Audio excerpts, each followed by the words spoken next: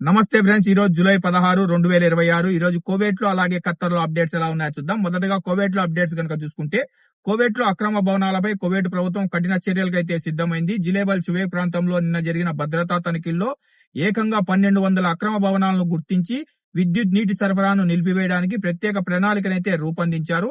నిన్న జరిగిన తనిఖీల్లో అధికారులు ఏకంగా 1200 అక్రమ భవనాలను అయితే గుర్తించడం జరిగింది. కువైట్ ఉప ప్రధానమంత్రి అయిన షేక్ ఫహద్ అల్ యూసఫ్ గారు మాట్లాడుతూ, కువైట్ దేశంలో చట్టాలు ఉల్లంఘించే వారికి ఎటువంటి స్థానం లేదని, చట్టాలు అందరికీ సమానమని ఆయనైతే తెలిపారు.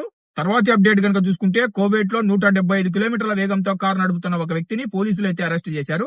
కువైట్ లోని జహరా రోడ్డుపై గంటకు 175 కిలోమీటర్ల వేగంతో కారు నడిపిన ఒక వ్యక్తిని కువైట్ ట్రాఫిక్ డిపార్ట్మెంట్ అయితే అరెస్ట్ చేసింది. ఈ రోడ్డుపై మాక్సిమం లిమిట్ వచ్చేసి 120 కిలోమీటర్లు మాత్రమే. అయినా కూడా ఇతను 175 కిలోమీటర్ల వేగంతో కారు నడిపాడు. ఇలా చేయడం వల్ల ఎదుటివారి ప్రాణాలకు ప్రమాదం ఉందని చెప్పేసి అధికారులు అయితే తెలుపుతున్నారు. అందుకే అతన్ని అరెస్ట్ చేసి సంబంధిత అధికారులకైతే అప్పచెప్పడం అయితే జరిగింది.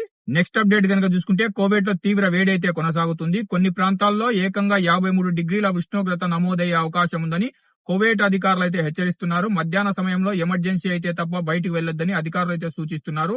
నీరు ఎక్కువ తాగాలి, వృద్ధులు, చిన్నపిల్లలు, బహిరంగ ప్రదేశాల్లో పనిచేసే కార్మికులు ప్రత్యేక జాగ్రత్తలు తీసుకోవాలని అధికారులు అయితే సూచించారు. నెక్స్ట్ అప్డేట్ కనుక చూసుకుంటే, కువైట్ ప్రభుత్వం 15 సంవత్సరాల గోల్డెన్ రెసిడెన్షియల్ వీసానైతే ప్రకటించింది.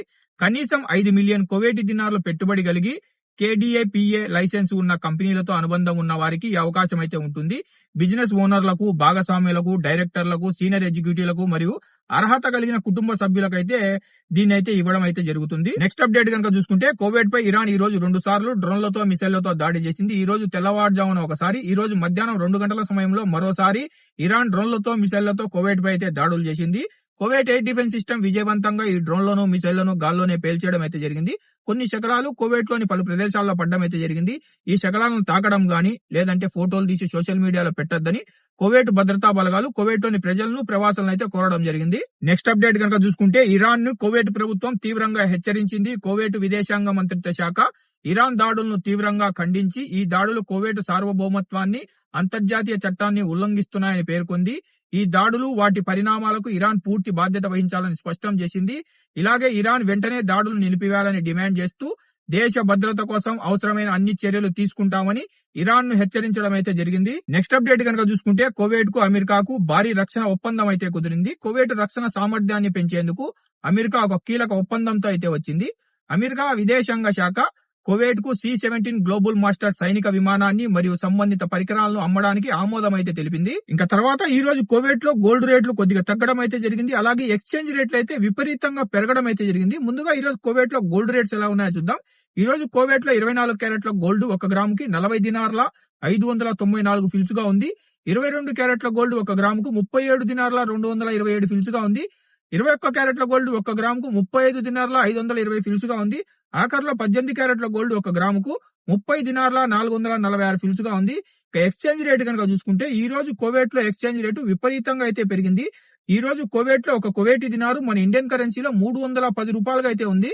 తర్వాత ఖత్తర్ లో అప్డేట్స్ ఎలా ఉన్నాయో చూద్దాం. ఈ రోజు ఖత్తర్ లో మొదటి అప్డేట్ కనుక చూసుకుంటే, ఖత్తర్ లో ప్రపంచ నేతల పరామర్శలు అయితే కొనసాగుతున్నాయి.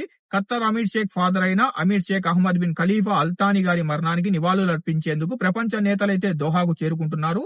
లూసెల్ ప్యాలెస్ లో ఖత్తర్ అమీర్ గారిని ఈ రోజు UAE అధ్యక్షుడు Sheikh Ahmed bin Zayed, Jordan రాజైన అబ్దుల్లా, పలస్తీనీ అధ్యక్షుడు అహ్మద్ బిన్ అబ్బాస్ గారు కలుసుకొని ఆయన తండ్రి మృతికి ప్రగాఢ సంతాపాన్ని అయితే తెలియజేయడం జరిగింది. నెక్స్ట్ అప్డేట్ కనుక చూసుకుంటే, ఖత్తర్ మాజీ అమీర్ కి భారతీయులు ఘనంగా నివాళులు అర్పించారు. ఖత్తర్ లోని మన ఇండియన్ ఎంబసీ కార్యాలయం ఆధ్వర్యంలో కమ్యూనిటీ సంస్థలు సంతాప సమావేశాన్ని అయితే నిర్వహించాయి.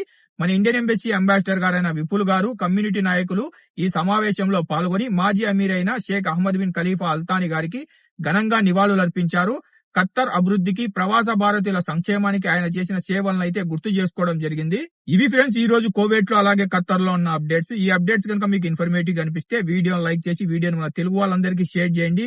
ఇలాగే ప్రతిరోజు కువైట్ మరియు ఖత్తర్ అప్డేట్స్ తెలుసుకోవాలనుకుంటే మన గల్ఫ్ ఎక్స్పర్ట్ తెలుగు ఛానల్ ని సబ్స్క్రైబ్ చేసుకుని బెల్ బటన్ ఆల్ లో పెట్టుకోండి.